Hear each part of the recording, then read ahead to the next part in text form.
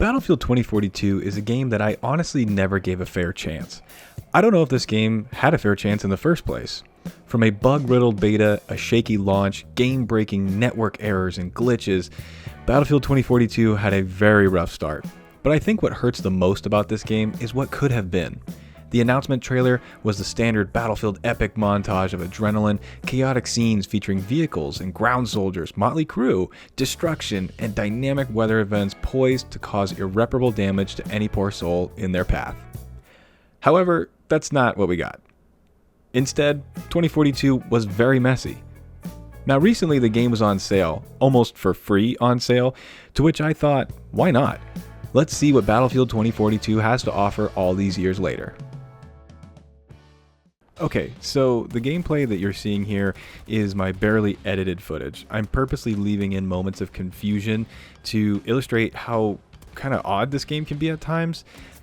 One thing that I didn't realize while I was playing the game is that the score was actually displayed over the minimap instead of at the top of the screen, which right from the start was a very odd change. As a longtime Battlefield player, I think that the score should just be at the top.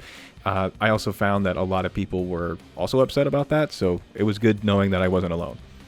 I also kind of thought that the support class having ammo and the defibrillators was a bit too much. I prefer my medics having the defibrillators and then the large LMG guy to have the ammo. And also the defibrillators have this weird delay, so you can revive one teammate and then you have to wait a couple seconds and then revive another one, which again, I feel like is just unnecessary. One of the bugs that I ran into this game was my mouse locking up at random times while in this tank. Also, I had to change my settings pretty much every time that I opened the game, like put keybinds back in or, do the same changes I did before. I also had to play this tutorial a couple times, this like conquest tutorial. Overall, my experience so far with 2042 was okay at best. The maps were a bit confusing too. Like, why are we up on this ridge when the enemy and the objectives are all the way down at the bottom of the ridge? And this whole like squad of enemies was just camping out on the other side of this valley next to our spawn. It just doesn't flow very well. Also, those weather events are more of a nuisance than they're actually not. I mean, they're not very cool. They just kind of float around. Also, this one went into our spawn. The tornado went directly into our spawn, so that kind of screwed us for a hot minute or two.